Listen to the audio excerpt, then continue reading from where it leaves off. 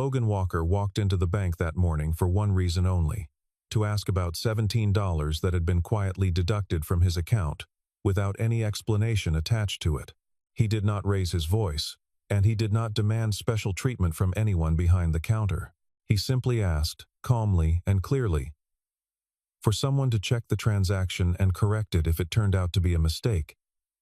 The way any reasonable person might ask about any ordinary discrepancy. But in front of dozens of customers waiting in line that morning, the branch manager, a woman named Hazel Foster, laughed out loud and called him a man making a scene over pocket change, her voice carrying easily across the open lobby. Minutes later, without any real investigation into the matter, she fired him from his part-time advisory role at the branch, delivering the news right there at the counter for everyone to hear. Logan signed the termination papers without argument, folded them neatly, and smiled softly before he said one final thing to her. He asked, in the same even tone he had used the entire time, whether he might be permitted to complete one last transaction before he left the building for good. 2 minutes after that simple request, the teller's screen displayed a withdrawal request for $63 million. And the entire lobby, every customer, every employee, every quiet conversation, fell into a silence so complete it seemed to swallow the room whole. Logan Walker had lived alone for nearly a decade, ever since a marriage that had ended quietly and without bitterness, the kind of ending that produces no headlines and no lingering gossip among neighbors, only two people who had simply grown apart and chosen to part ways with whatever dignity remained between them. There were no children woven into his story, no family waiting for him at the end of each day, only a modest house on a quiet residential street, where the lawn stayed neatly trimmed out of habit rather than pride, and where the porch light clicked on at the same hour every single evening, regardless of the season. He drove himself everywhere, in an aging sport utility vehicle, with a small dent near the rear bumper that he had never bothered to repair, the kind of imperfection that told a story of practicality rather than neglect. His wardrobe consisted of the same handful of plain shirts and slightly worn jackets that made him look, at a glance, like any other tired commuter, making his way toward an unremarkable job somewhere in the city. To the people who passed him on the sidewalk each morning, Logan appeared to be nothing more than an ordinary middle-aged man, moving through an ordinary life, someone whose face you might forget entirely the moment he walked out of view, someone who blended so completely into the background that even his own neighbors rarely thought to wave. What almost no one in that entire city truly understood was that Logan quietly controlled an investment fund, managing extraordinary sums of money on behalf of family businesses and private partners, who valued absolute discretion above every other consideration. He never sought attention, never chased recognition, and never once allowed his lifestyle to reflect even a fraction of the wealth that moved silently through his accounts each week. Instead, he handled nearly every detail of his affairs personally, reviewing contracts late into the night at his own modest kitchen table, rather than delegating sensitive matters to assistants,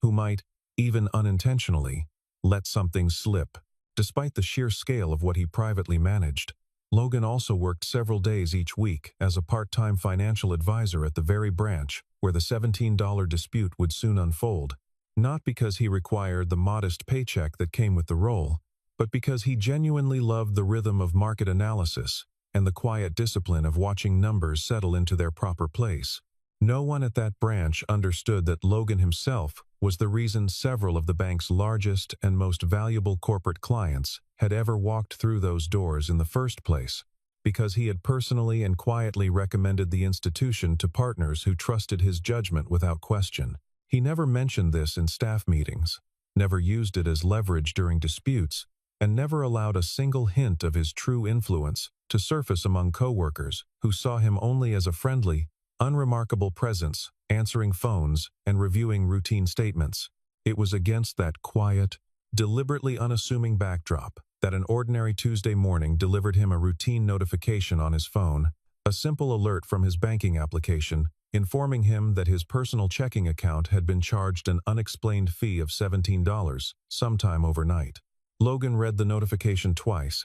then set his coffee down and opened the transaction history to look more closely, not because $17 mattered to him financially, but because he had built his entire professional life on the belief that small irregularities were rarely isolated events. In his years managing far larger sums for far more demanding clients, he had learned that a single unexplained charge, however minor, often pointed toward a broken process somewhere upstream, a process that might already be quietly affecting hundreds of other accounts, belonging to people who lacked either the time or the expertise to notice. He was not the kind of man who ignored small details simply because they were small,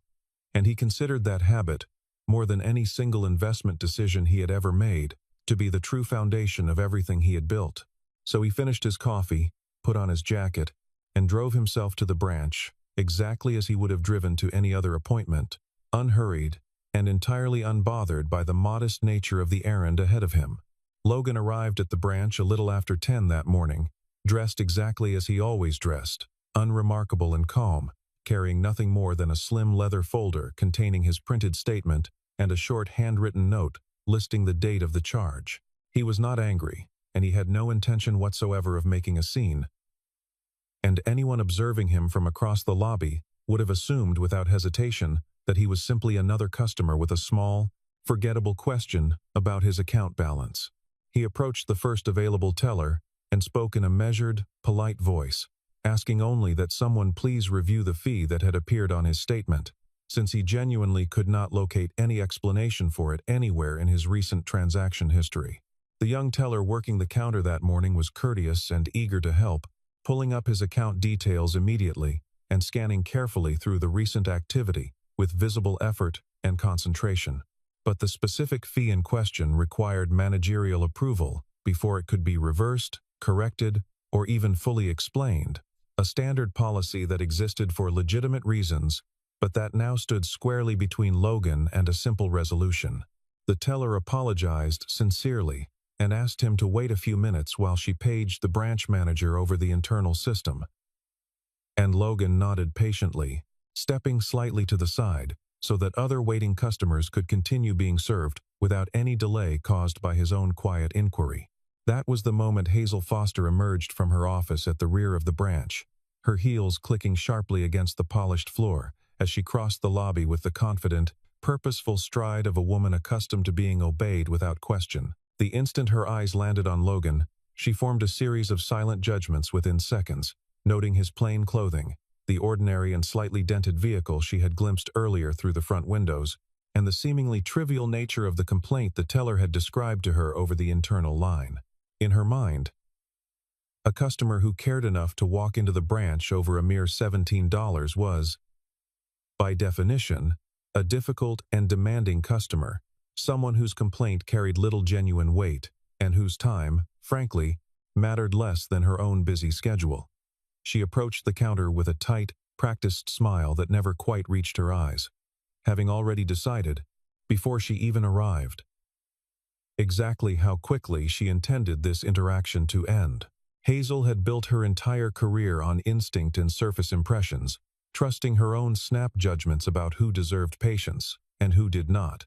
And on this particular morning her instincts told her, with complete and misplaced confidence, that Logan Walker fell firmly into the category of customer not worth her time. Without asking him a single clarifying question, or glancing once at the actual transaction record on the screen, she began forming her dismissive response even before she had fully reached the counter, already irritated by what she assumed would be nothing more than a pointless argument over spare change that did not deserve serious consideration. A few of the tellers behind the counter had worked under Hazel long enough to recognize the particular set of her jaw whenever she decided, often within seconds, that a customer was not worth her patience, and one young employee near the end of the row quietly slid her hands beneath the counter, bracing for a scene she suspected was about to unfold in front of everyone waiting in line. Rather than reviewing the disputed transaction herself as any competent manager might have done, Hazel dismissed the matter almost immediately, telling Logan flatly and rather loudly that he was wasting time that rightfully belonged to the rest of the branch and to the customers still waiting patiently in line behind him. Several people nearby glanced over at the exchange, drawn by the unmistakable sharpness suddenly present in her tone, and a few of them exchanged uncertain, faintly uncomfortable looks with one another. Hazel pressed further still, raising her voice just enough for others standing nearby to hear every word clearly, asking him with open disbelief whether he was seriously standing there in her branch over a matter as trivial as $17. Logan remained entirely composed throughout, his voice never once rising to match the sharpness of hers. And he explained patiently, almost gently, that the exact dollar amount had never truly been the real issue at hand in the first place. What mattered, he said, was the underlying principle, because if the bank system had made an error significant enough to overcharge him without any clear cause, then it was entirely reasonable to assume the very same flaw might quietly be overcharging other customers who had simply never noticed or never bothered to ask a question of their own. Hazel let out a short, dismissive laugh, waving one hand through the air as though swatting away an irritating insect, clearly convinced that this quiet, plainly dressed stranger was now, of all things, attempting to lecture her about proper banking ethics in front of her own staff and her own customers. An older woman standing near the entrance, waiting to deposit a modest retirement check, leaned toward the man beside her and whispered that the manager was being unnecessarily harsh, though neither of them said a word loud enough for Hazel to hear, and both quickly looked away when her eyes swept briefly across the room. Logan noticed the exchange but said nothing about it, unwilling to draw further attention to himself or to make anyone else in the lobby feel obligated to take a side in a disagreement that was, at its core, still his own, to resolve. Stung by what she perceived, however wrongly, as a direct challenge to her authority in front of an audience, Hazel decided the moment called for a public demonstration of exactly who held power inside that lobby. She straightened her posture, lifted her chin, and announced loudly enough for the surrounding customers and staff to hear every word distinctly that Logan would no longer be permitted to continue in his part-time advisory role at the branch, effective that very moment, when a stunned coworker standing nearby quietly asked her reasoning. Her stated justification was that he lacked what she called a cooperative spirit, a phrase she delivered with theatrical certainty, as though those 5 words alone settled the entire matter beyond any further discussion. She then instructed a nearby security guard to remain ready to escort Logan from the premises, should he continue what she described, inaccurately, as causing a disturbance, even though nothing in his tone, his posture, or his words had ever suggested even the faintest hint of aggression. The security guard, a heavy-set older man named Walter, who had worked at the branch for years and prided himself on treating every customer with the same quiet courtesy, hesitated visibly before stepping forward, clearly uncomfortable with being placed in the middle of a dispute that seemed, to him at least, to have nothing to do with any real threat. He glanced briefly at Logan, offered a small, almost apologetic nod, and remained near the entrance rather than approaching the counter, a quiet act of restraint that later stood out to investigators reviewing the footage as one of the few moments of good judgment displayed by anyone employed at the branch that morning. Several employees behind the counter shifted uncomfortably in their seats, sensing on some instinctive level that something about this entire exchange felt deeply and unmistakably wrong, and yet not a single one of them dared to speak up or contradict their manager in front of a room full of watching customers. One senior teller, a woman named Rebecca, who had worked at the branch for nearly 11 years, later admitted privately to a coworker that she had considered stepping forward in that exact moment to suggest a quieter, more private conversation, but had ultimately stayed silent out of a fear that Hazel would simply redirect her frustration toward her instead. The hesitation, small and understandable as it seemed in isolation, would later become one of the clearest pieces of evidence that the branch's culture had quietly trained its own staff to avoid confrontation with leadership, even when leadership was visibly and obviously in the wrong. Logan absorbed the announcement without protest or visible emotion, his expression remaining calm and unreadable, and after a brief, thoughtful pause, he asked one final, quiet question, wondering aloud whether he might still be permitted to complete one last transaction before leaving the building permanently. Hazel, eager now to end the confrontation quickly and reclaim her sense of authority in front of the watching crowd, waved him impatiently toward an open teller station and told him curtly to make it quick. Logan walked calmly toward the counter and slid a small folder of documents across to the waiting teller, who accepted the papers without any hint of what was about to unfold in the next few minutes. She typed the account number into her terminal exactly as instructed,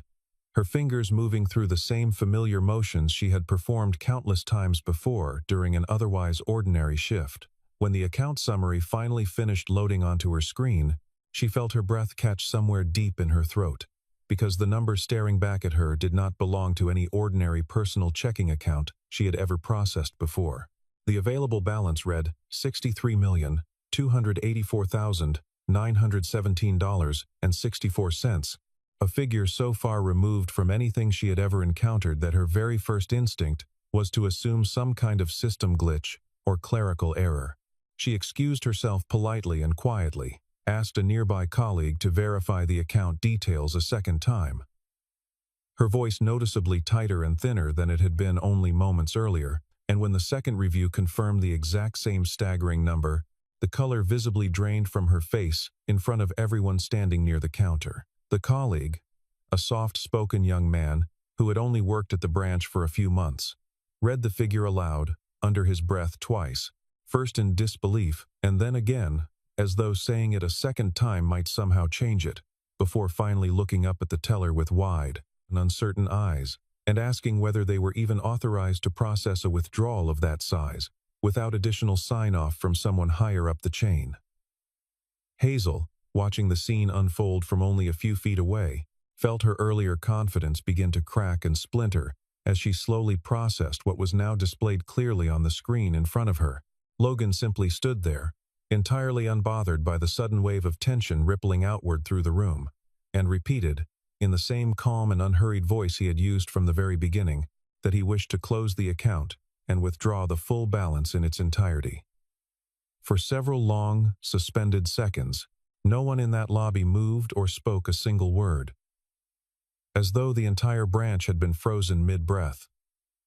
waiting to see what would happen next. Within moments, an automated alert triggered somewhere deep inside the bank's internal system, flagging the account instantly for its designation as belonging to a high-tier private client with direct connections to a substantial and carefully managed investment portfolio spanning multiple institutions. Additional flags appeared almost immediately afterward, cascading down the screen one after another, linking the account to several affiliated corporate entities that maintained significant, long-standing relationships with the bank itself. A small crowd of curious customers, sensing that something unusual was unfolding at the counter, had begun quietly gathering near the edge of the lobby, careful not to approach too closely, but unable to look away from the spectacle of a branch manager,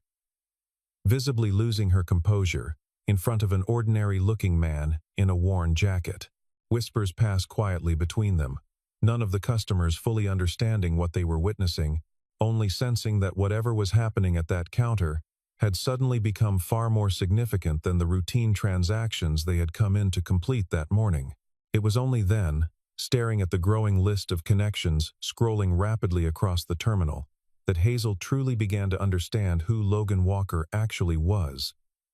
The quiet, unassuming man she had just humiliated and unceremoniously dismissed in front of an entire lobby of witnesses only minutes earlier. Barely a minute after that realization settled over her, the phone at the teller station rang sharply and insistently, and on the other end was a senior representative from the bank's corporate client division, asking with unmistakable urgency in his voice whether Logan Walker was currently standing at the counter and whether he was, in fact, in the process of attempting to withdraw funds from the institution. Hazel's hands began to tremble slightly as she reached for the receiver, suddenly and painfully aware that the ground beneath her carefully constructed authority had shifted in ways she could not yet begin to fully measure or understand. The confident, dismissive woman, who had laughed off a $17 complaint less than an hour earlier, now stood frozen and pale behind her own counter, watching her entire professional world begin to quietly unravel in real time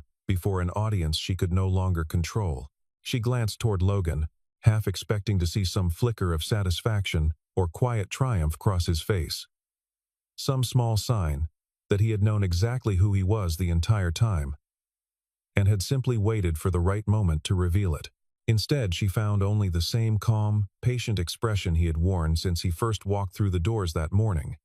an expression that offered her no comfort at all, because it made painfully clear that none of this had ever been about proving anything to her personally. Daniel Morris, the regional director overseeing several branches, including this particular one, arrived within the hour after receiving an urgent phone call informing him that something serious and unusual was unfolding at Hazel's location. It took him only a few minutes of reviewing the account details on a secure terminal to grasp the full and staggering scope of what had actually taken place that morning. This was clearly no longer a simple matter of one large withdrawal request causing temporary alarm among the staff, because Logan's total financial footprint extended far beyond that single $63 million account sitting on the screen in front of him. Daniel found himself scrolling steadily through record after record,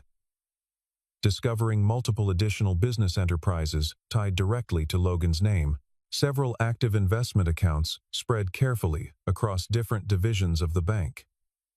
substantial deposit holdings that had been quietly growing and compounding for years without drawing attention, and formal capital management agreements that connected Logan personally to some of the bank's most valuable and long-cultivated institutional relationships. Adding every figure together in his head, Daniel slowly realized that the total value now genuinely at risk of leaving the bank entirely, should Logan decide to follow through on his stated intentions, easily reached into the hundreds of millions of dollars, a number that made his stomach tighten with dread. He sat back in his chair for a long, heavy moment, absorbing the full weight of how a single careless decision, made in front of a crowded lobby by one impulsive employee, had now set an enormous and possibly irreversible chain of consequences into motion. In that instant, Daniel understood with complete and sobering clarity that this was no longer a minor customer service complaint that could simply be smoothed over with a polite apology, but a genuine institutional crisis capable of reshaping the branch's future, his own career, and the bank's reputation across the entire region. He picked up his phone and called Logan directly, his tone carefully measured and respectful, choosing his words with the caution of a man who understood exactly how much now hung on this single conversation. Logan answered politely, listened without interruption, and thanked Daniel for reaching out personally, but made it clear that his decision to review his relationship with the bank had nothing to do with anger, and everything to do with what the morning had revealed about how the institution actually treated the people who walked through its doors when no one important was thought to be watching. Daniel offered, more than once, to personally intervene and reverse the termination immediately, but Logan gently declined each offer, explaining that reversing a single decision after the fact would do nothing to address the deeper pattern that had allowed the decision to happen in the first place. The call ended cordially, without hostility on either side.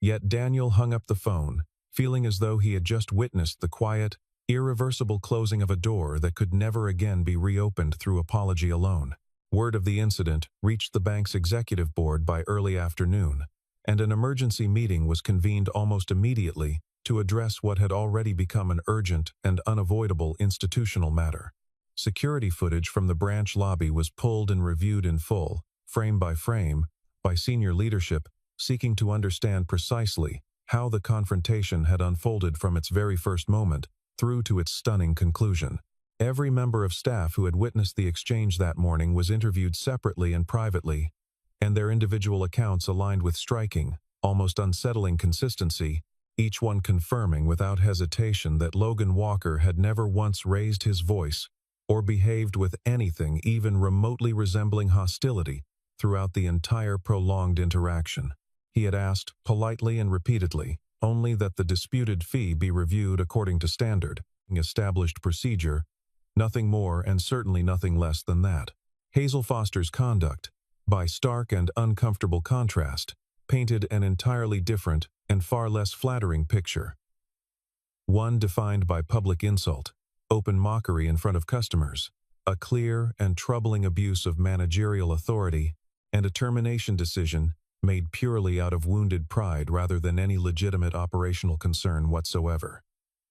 Sophia Grant, a senior member of the executive board known throughout the organization for her measured judgment and careful reasoning, had spent nearly 30 years building a reputation as someone who never rushed to judgment without first examining every available fact, and colleagues in the room that afternoon waited for her assessment with a mixture of respect and quiet apprehension. She reviewed the footage twice before speaking, pausing the recording at the exact moment Hazel announced the termination in front of the waiting customers, and asked the room, almost rhetorically, how many other moments like this one had likely occurred across the region without ever being caught on a camera pointed at the right angle. Her question landed heavily in the room, because everyone present understood that the only reason this particular incident had surfaced at all was the sheer scale of the account involved, and that an identical failure involving an ordinary customer with an ordinary balance would likely have gone entirely unnoticed and unaddressed. She delivered the meeting's defining conclusion in a tone that left absolutely no room for further debate among those gathered around the table. The true failure of that entire morning, she stated plainly and firmly, was never about $17 at all, but about an institution allowing a single employee's arrogance and pride to quietly erode the very culture of respect and service upon which the bank's hard-earned reputation had been built over many years. Within the hour, Hazel Foster was formally suspended from her position pending a full and thorough review. Her security badge and system access credentials deactivated before the close of the business day. Several employees who had witnessed the confrontation later admitted, in private conversations with investigators, that they had wanted to intervene in the moment, but had feared retaliation from a manager known for holding grudges against anyone who questioned her decisions in front of others. That single detail troubled Sophia Grant more than almost anything else uncovered during the review, because it suggested the problem inside that branch had never truly been isolated to one impulsive morning, but had instead been quietly tolerated and left unaddressed for a considerable stretch of time before it finally surfaced in front of a customer capable of exposing it. Oliver Kent, the bank's director of risk governance, was brought into the emergency proceedings shortly after Sophia's remarks, tasked specifically with determining exactly how much damage the institution now faced across every division touched by Logan's accounts. He worked through the afternoon compiling a detailed report that traced every dollar, every contract, and every affiliated relationship connected to Logan's name, cross-referencing each one against the bank's total exposure and projected losses should the relationship end entirely. His findings only reinforced what Daniel had already suspected earlier that day, that the branch's momentary lapse in judgment had placed an amount of capital at risk that dwarfed the annual revenue of the branch itself many times over. Oliver recommended, in the strongest possible terms available to him, that leadership move immediately to contain the damage rather than waste precious time debating whether Hazel's actions had truly been as severe as the footage clearly suggested. He reminded the board, calmly but pointedly, that policy failures of this magnitude rarely originated from a single dramatic moment, but instead grew slowly from a workplace culture that had, over time, quietly rewarded confidence and speed over patience and careful verification. His report became, within days, a central reference point used to reshape how every branch in the region would eventually handle disputes of any size going forward. Oliver also flagged a secondary concern buried deeper in the data, noting that the automated system responsible for applying miscellaneous fees had, in fact, produced a small but measurable pattern of unexplained charges across several accounts over the preceding months, charges that closely resembled the very $17 deduction that had started the entire chain of events. In other words, Logan's instinct that morning had been technically correct all along. And had he never walked into that branch to ask his simple question, the flawed process might have continued, quietly overcharging ordinary customers for months or even years without anyone noticing or caring enough to intervene. When this detail reached the executive board, it transformed the entire narrative in the minds of several members, turning what had initially looked like an overreaction on Logan's part into something closer to an early warning that the institution had carelessly ignored. 2 days later, Hazel requested a private meeting with Logan, arriving with none of the confidence that had defined her presence only 48 hours earlier in that same building. She apologized sincerely and at length,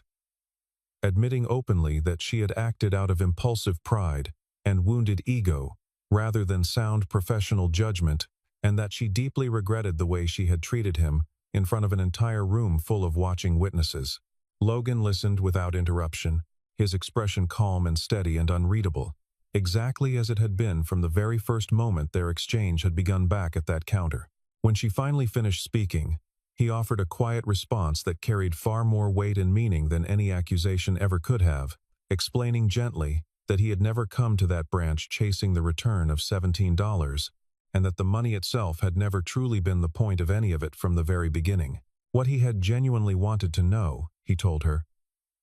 was simply whether the institution still respected its own procedures and its own principles when the person standing quietly in front of the counter appeared, on the surface at least, to have nothing significant to offer in return. He made it clear, gently but firmly, that he had no intention of returning to his advisory position at the branch, regardless of any apology now being offered so late in the process. Hazel asked, almost desperately, whether there was anything at all she could do to make things right, some gesture or concession that might undo even a small part of the damage from that morning. And Logan considered the question carefully before answering. He told her that the most valuable thing she could do now had nothing to do with him personally, and everything to do with the tellers and junior staff who worked under her every single day, the people who had watched her humiliate a stranger over $17 and had learned, in that moment, exactly what kind of behavior their branch was willing to tolerate from someone in a position of power. Whether she chose to become a different kind of manager going forward, he said,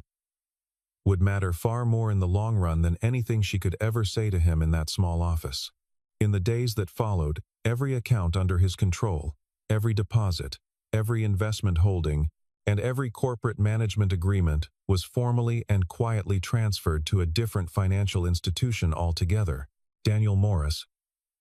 watching the transfer paperwork move steadily and irreversibly through the system on his own computer screen, understood there was nothing left within his power to reverse the outcome that had already been set firmly into motion by that single careless morning. In the weeks that followed, Daniel found himself thinking often about how differently the entire situation might have unfolded had someone, anyone, simply paused long enough to check the transaction before dismissing the man standing quietly at the counter. He raised the matter personally during a leadership retreat later that autumn, using it, without ever naming Logan directly, as a case study in how quickly institutional trust could collapse under the weight of a single unchecked assumption. Colleagues who had not been present that morning listened with visible discomfort as Daniel described the sequence of events in careful detail. Several of them, quietly recognizing smaller, less dramatic versions of the very same pattern within their own branches, moments when a customer's appearance had shaped a decision more than the actual facts in front of them ever should have. One manager from a branch on the far side of the city admitted afterward, during a private conversation over coffee, that she had once denied a modest loan extension to a customer partly because of an unspoken assumption about his reliability formed entirely from his appearance, an assumption she had never once thought to question until she heard Daniel's account of that morning. She later reversed her own earlier decision, quietly and without any public announcement, simply because the story had lodged itself uncomfortably in her memory and refused to let her look away from it. Several months passed before the branch finally settled into a version of itself that bore little genuine resemblance to what it had once been, though the changes that eventually arrived were, in nearly every respect, both necessary and long overdue. The bank overhauled its formal complaint procedures completely from the ground up, ensuring that no dispute, regardless of how small the amount in question might initially appear, could ever again be dismissed by a single employee without a proper, documented, and thorough review process. Every employee across the entire region underwent renewed and mandatory training, focused specifically on service culture, emphasizing repeatedly and clearly that no customer should ever be judged by their clothing, their vehicle, or any outward appearance that offered no true insight into who they actually were or what they might mean to the institution as a whole. The lesson was stated plainly in every single training session that followed in the coming months, that even a disagreement involving a single dollar deserved the exact same careful attention as one involving millions, because the underlying principle mattered far more than the size of the sum in question. New branch managers were now required to complete a case study drawn directly from that morning's events, before ever being granted authority to approve or deny a customer complaint on their own. And the training material, stripped of names and identifying details, quietly became one of the most discussed modules in the entire company's onboarding program.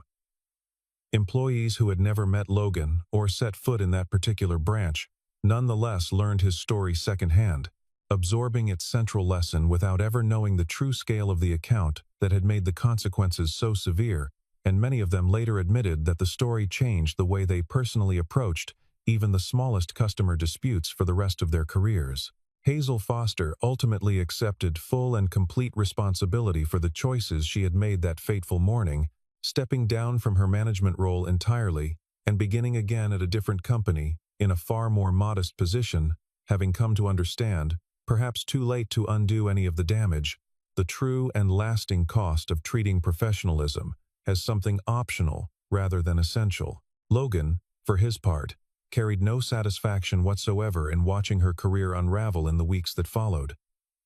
And he never once spoke of the incident afterward with anything resembling triumph, bitterness, or vindication toward her personally. At the new institution where his accounts now resided, Logan met briefly with a young branch manager who reminded him, in certain small ways, of the very people he had trained years earlier during his time as a part-time advisor. During that first meeting, he mentioned the $17 dispute only once, and only in passing, using it not as a story about himself, but as an example of the kind of small test that reveals, more honestly than any policy manual ever could, whether an organization's stated values actually survive contact with an ordinary, unremarkable moment. The young manager listened closely, took a note in the margin of her folder, and later repeated the story to her own staff during a routine meeting,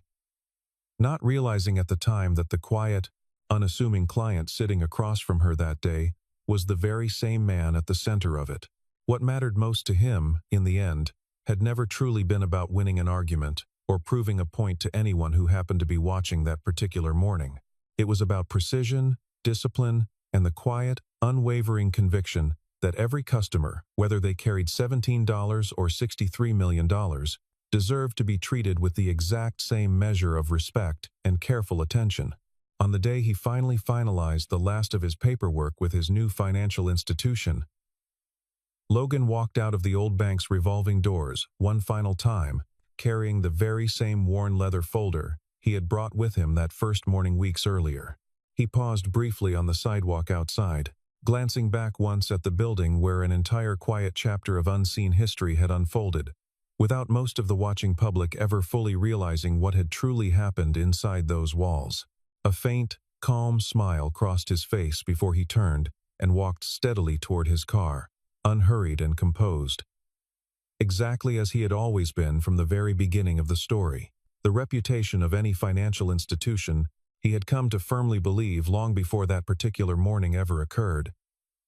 was never measured by the sheer size of the fortunes it managed to hold safely within its vaults, but rather by the way it chose to treat a single customer standing quietly at the counter over a dispute worth no more than $17. In the world of finance, true and lasting value was never truly about the scale of someone's personal wealth, but about fairness, discipline, and respect applied evenly and consistently to every transaction, however large or however small it might seem at first glance, because a single careless decision made in a fleeting moment of wounded pride could quietly unravel a foundation of trust that had taken years, sometimes even decades of patient effort, to carefully build in the first place. Years later, people who had witnessed that morning firsthand still spoke of it occasionally. Not as a story about a wealthy man exacting quiet revenge on an overconfident manager, but as a reminder of how thin the line truly is between an ordinary Tuesday and a lesson an entire organization would never fully forget. The $17 was never returned, and Logan never once asked for it, because by the time the paperwork finally settled and the accounts finished moving to their new home, the small disputed charge had long since stopped mattering to anyone at all. What remained instead was a quieter, more lasting kind of accounting, the sort that cannot be entered into any ledger, measuring not what an institution holds, but what it is willing to protect when the stakes, on the surface at least, appear to be almost nothing.